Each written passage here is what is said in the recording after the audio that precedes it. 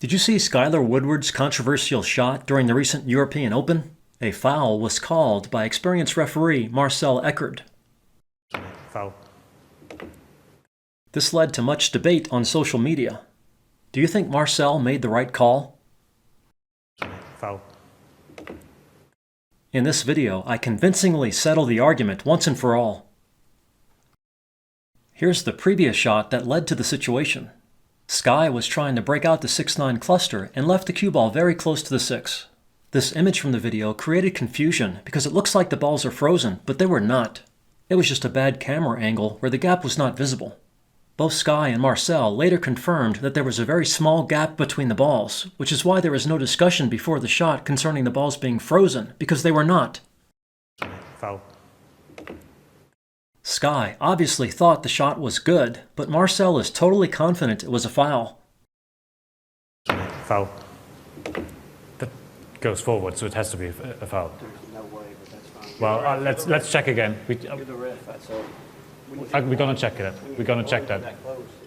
Even top players don't always have a full understanding of rule subtleties in pool physics, but referees are human and they sometimes make mistakes. Many examples can be found at the resource page linked below, where I have compiled numerous incorrect calls made by top referees in pro tournaments over the years. During the replay, commentator Carl Boyes says you need to physically see a double hit to call a foul, but that is incorrect. You can't physically see if it's a foul. You're supposed to be able to see if it's a foul. The cue ball has to go forward. To me, that ball runs forward, so it has to be a double hit. There needs to be clear evidence of a foul, for example, observed motion of the cue ball, but you don't actually need to see the tip hit the cue ball twice. Marcel sticks with his initial call that the shot was a foul. Ball runs forward, so it has to be a double hit. Do you agree? Well, whether you agree or not, Marcel was most definitely correct. The clear evidence for the foul is the motion of the cue ball. With a clean single hit, the cue ball would head along the tangent line before drawing back, but Sky's shot goes well forward of the tangent line. Because the gap between the balls is so small, the tangent line direction is obvious. It is the kiss line off the 6, perpendicular to the direction the 6 heads. With a small gap, non-jumping draw shot like this, the cue ball can go forward of the tangent line only if the cue ball is hit more than once or pushed forward after 6-ball contact. As Marcel stated, the cue ball clearly went forward of the tangent line before drawing back, so the shot was an obvious foul. Notice Marcel's perfect view down the tangent line, which helped him see that the cue ball clearly went forward well too far. To make the call even clearer, I decided to recreate the shot to demonstrate clean and illegal hits. Notice that the line through the cue ball in 6 points slightly to the right of the target pocket, but cut-induced throw sends the 6 to the pocket. Again, as confirmed by Sky and Marcel, there was a small gap between the balls. This is the closest I was able to get to Sky's shot with my cue ball in cloth conditions. To simulate the conditions at the tournament, with brand new balls and slick cloth, I cleaned and polished another cue ball. Much more spin and curve delay is possible under slick tournament conditions. That was close to the action of Sky's shot.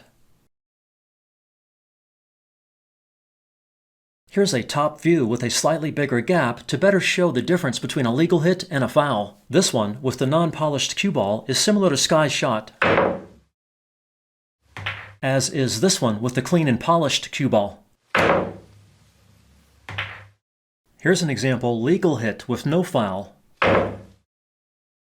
With the larger gap, the cue ball is hopping into the 6 slightly, which pushes the cue ball forward a little. But with the shot, the cue ball is clearly moving closer to the tangent line and draws back much sooner since the cue ball is not being pushed forward by a double hit. Here's a similar shot posted by CJ Wiley in response to the controversy. The cue ball heads along the tangent line off the 6, so as with my previous shot, CJ is correct that his shot was not a foul.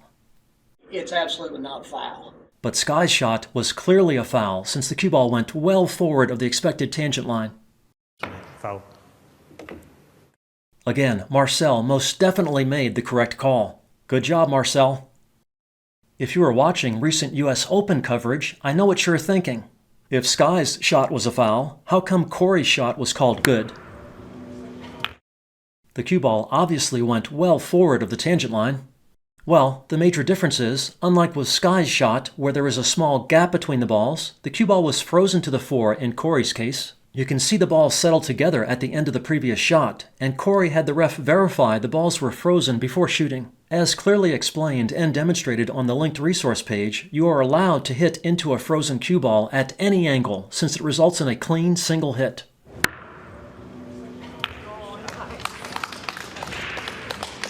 If you want to learn more about how to both detect and avoid double hit fouls, see the pages linked in the video description or pinned comment below. Included are many super slow motion clips showing what both legal single hits and double hit fouls look like in different situations. Check out the videos and other info at the links. Seeing stuff in super slow motion really helps understanding.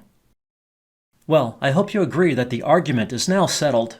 Good luck with your game from Dr. Dave.